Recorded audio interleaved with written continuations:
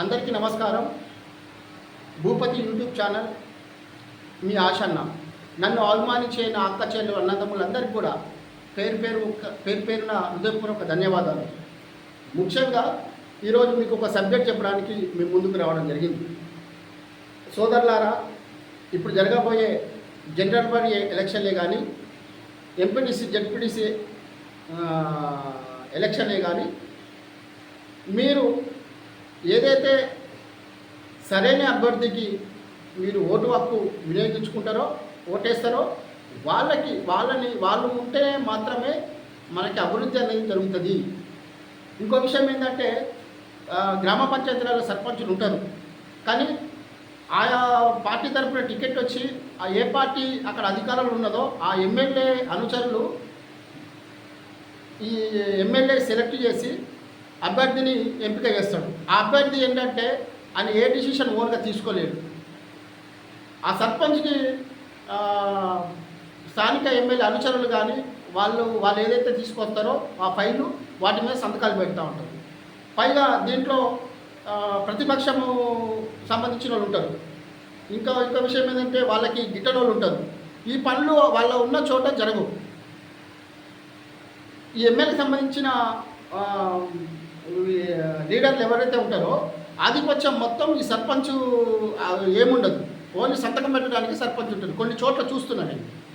అంటే అన్ని చోట్ల అట్లా ఉంటుందని నేను చెప్పట్లేదు, కానీ కొన్ని చోట్ల నేను చూసిన. అందుకనే బలమైన అభ్యర్థిని ఎన్నుకొని మనకి మంచి చేస్తాడని చెప్పి మనకి ఆలోచన వస్తే ఖచ్చితంగా బాధ్యత గల ఒక పౌరుడుగా నేను ఓటు హక్కును వినియోగించుకోవాలి. సరైన అభ్యర్థికి మీరు ఓటేస్తే మన పనులు కూడా మంచిగా ఆటంకం లేకుండా పనులు అవుతాయి. కాబట్టి మనం సరైన అభ్యర్థిని ఎన్నుకోవాలని చెప్పి ఈ సందర్భంగా తెలియజేసుకుంటూ, ముఖ్యంగా గత ప్రభుత్వంలో వేసిన రోడ్లను కానీ కొన్ని పథకాలు కానీ ఇప్పుడు ఏ పార్టీ అయినా కానీ ఇప్పుడు ఏం చేస్తున్నారంటే అక్కడ మన శిలా పథకాలు పెట్టుకొని వాళ్ళు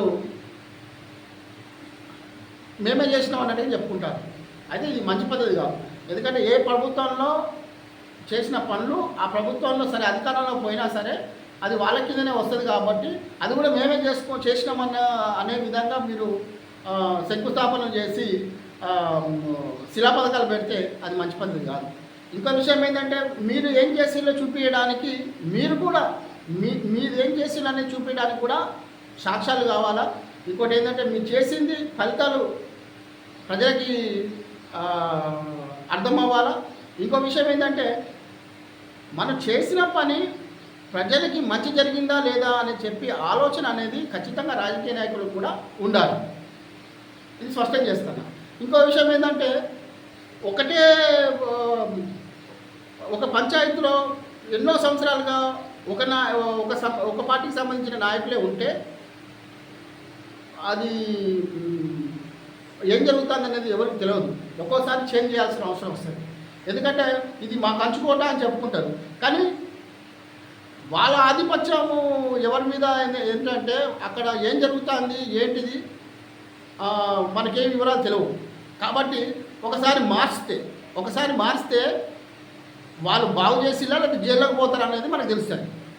ఎందుకంటే ప్రతిసారి నమ్మి సరే వీళ్ళు ఏమైతే పోనీ మనకెందుకు లేని మనం వేస్తే అయిపోతుంది, ఈ వార్త మనకు గొడవలేదు కానీ అన్నట్టుగా ఉండకుండా, బాబాసాహెబ్ అంబేద్కర్ ఓటు హక్కు ఏదైతే ఇచ్చిండో అది పూర్తి స్థాయిలో నువ్వు ఓటేసి నీ నిర్ణయం నీ చేతుల్లోనే ఉంటుంది. కాబట్టి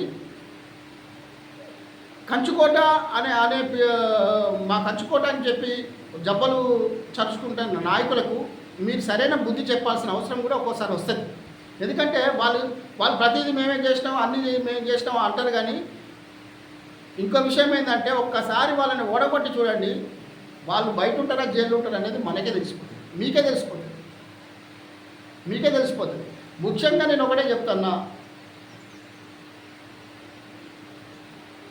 ఒక 2 సార్లు 3 సార్లు గెలిచిన పంచాయతీలు ఏమైనా ఉంటే వాళ్ళని మార్చి వేరే పార్టీకి అవకాశం ఇవ్వండి ప్రజలకు.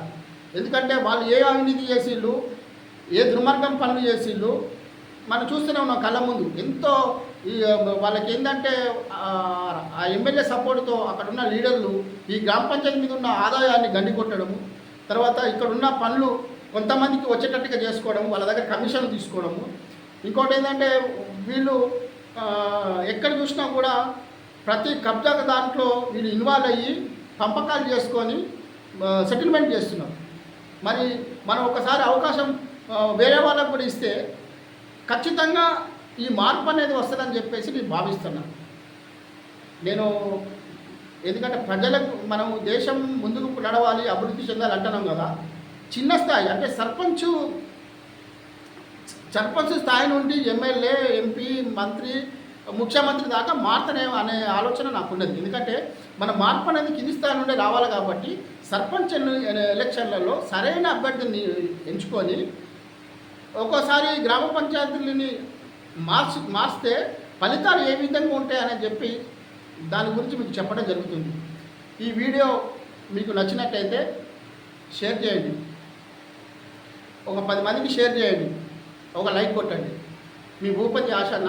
అందరికీ ధన్యవాదాలు.